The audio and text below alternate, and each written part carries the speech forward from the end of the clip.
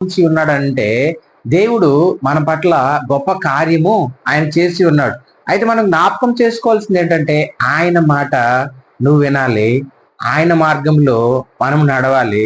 అయితే వీళ్ళు ఇక్కడ ఇజ్రాయెల్ ప్రజలు మనం జ్ఞాపకం చేసుకుంటే దేవుడు వాళ్ళకి ఒక మాట చెప్తున్నాడు, మీరు నా తట్టు తిరిగితే నేనేం చేస్తానో తెలుసా, చెట్టుకు మంచు ఉన్నట్టు నేను మీకు తోడుగా ఉంటానని చెప్తూ ఉన్నాడు. హల్లెలూయా.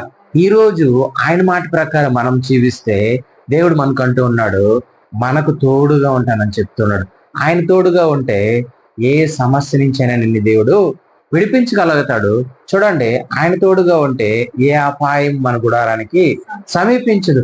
ఆయన తోడుగా ఉంటే శత్రువులు మన ఎదుట నిలబడరు. ఆయన తోడుగా ఉంటే చూడండి, మనం వెళ్ళేటప్పుడు వచ్చేటప్పుడు తన దేవదూతలతో మనల్ని కావలి ఉంచుతాడు మనకు.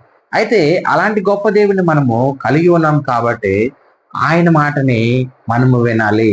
అయితే ఇంకొక మాట అంటాడు చూడండి, 2వ వచనం చదువు, 14:2. అష్షూరీయుల చేత 14:2 మాటలు సిద్ధపరచుకొని యెహోవా యొద్దకు తిరుగుడి. మీరు ఆయపరచుకొని ఆయనతో చెప్పవలసిందేమనగా, మా పాపములన్నిటినీ పరిహారింపము, ఎట్లకు బదులుగా మా పెదవులు నడిపించుచున్నాము, నీ అంగీకరింపదగినవి మాకున్నది. చాలు. చూడండి, ఇక్కడ మేము బలులు అర్పించాల్సిన అవసరం లేదా, మా పెదవులతో మా హృదయంతో మేము ఏం చేస్తూ ఉన్నాము, నిన్ను మహింపరుస్తూ ఉన్నాము, నిన్ను గణపరుస్తూ ఉన్నాము. అయితే మీరు ఈ పని మీరు చేస్తే ఖచ్చితంగా ఏమవుతారో తెలుసా, దేవుడు మీకు తోడుగా ఉంటాడని చెప్పి ఇక్కడ ప్రవక్త చెప్తూ ఉన్నాడు. అయితే మనం ఇక్కడ ఇంకొక మాట మనం జ్ఞాపకం చేసుకుంటే చూడండి, 113వ కీర్తనలు తీయమ్మ. 113 కీర్తనలు 113 5వ వచనం చదువు. ఉన్నతమందు ఆసీనుడై ఉన్న మన దేవుడైన యెహోవాను పోలి ఉన్నవాడెవడు? ఆయన భూమి ఆకాశములను వంగి చూడని అనుగ్రహించుచున్నాడు. ప్రధానులతో తన ప్రజల ప్రధానులతో వారిని కూర్చుండబెట్టి, చూడండి, ప్రధానులతోనూ తన ప్రజలను ప్రధానులతో వాటిని కూర్చొని పెట్టుటకై ఆయన నేల నుండి దరిద్రులను లేవనెత్తువాడు, పెంట కుప్ప నుండి పైకెత్తువాడు. ఆయన సంతత లేని దాన్ని ఇల్లాలుగాను సంతోషము గల తల్లిగాను చేయను. యెహోవాను స్తుతించుడి. హల్లెలూయా. ఇక్కడ జ్ఞాపకం చేసుకుంటే ఆయన ఏమై ఉన్నాడు, ఉన్నతమైన పరలోకంలో ఆయన ఆసీనుడై ఉన్నాడు.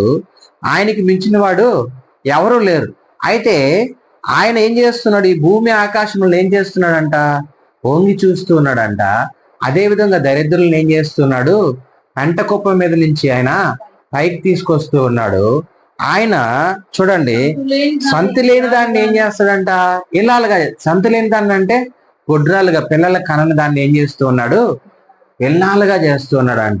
ఈరోజు జ్ఞాపకం చేసుకుంటే మన జీవితాలు అలాగా ఉంటే ఈరోజు దేవుడు అంటూ ఉన్నాడు, నేను నీకు తోడుగా ఉంటానంటూ ఉన్నాడు.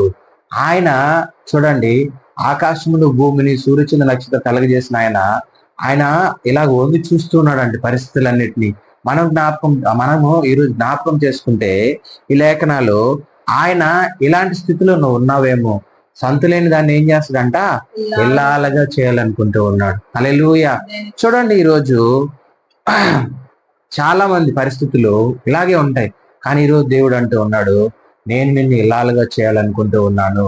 ఇల్లాలుగా ఎప్పుడవుతుంది అంటే పెళ్ళైన వెంటనే ఇల్లాలు అయిపోదు. ఏమవుదు, ఇల్లాలు అయిపోదు. పిల్లల కంటే ఆ తల్లికి ఏమొస్తుంది, ఒక గౌరవం వస్తుంది. ఆ ఇంటిలో అందరూ కూడా ఒక మంచిగా చూస్తారు. అదేవిధంగా మన జీవితంలో కూడా మనము దేవుని రక్షణ పొందుకొని ఉన్నాం, కానీ మనలో ఏమై ఉండాలంటే పిల్లలు కలిగి ఉండాలి. అదేంటే ఆత్మ సంబంధమైనది ఫలించేలాగా మనం ఉండాలి. అందుకని అంటూ ఉన్నాడు, ఈరోజు దేవుడు ఆయన దరిద్రులను పెంట కుప్ప మీద ఉన్న వారిని ఆయన పైకి లేపువాడు. హల్లెలూయా. ఈరోజు ఎందుకు పనికిరాని మనల్ని ఆయన పనికొచ్చే పాత్రగా వాడుకొని ఈరోజు దేవుడు మనల్ని ఆయనకు ఉన్నతమైన స్థితిలో ఆయన నిలబెట్టి ఉన్నాడు అంటే అది మనం చేసుకున్న గొప్ప భాగ్యం కాదు, కానీ దేవుడు మన పట్ల చేసిన గొప్ప భాగ్యం. ఆయనే మొదట మనల్ని ప్రేమించాడంట. ఆయన్ని ప్రేమించాడు కాబట్టి ఈరోజు మనం ఆయన సన్నిధానంలో మనం ఉండగలుగుతూ ఉన్నాం.